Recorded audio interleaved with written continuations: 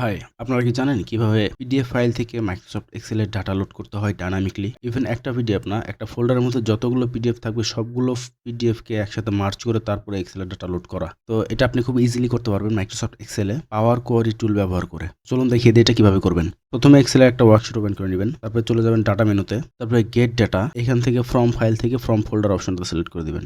তারপরে আপনার ফোল্ডারটা সিলেক্ট করতে হবে, আমরা আমাদের ফোল্ডারটা সিলেক্ট করে আমরা ওপেনে ক্লিক করব।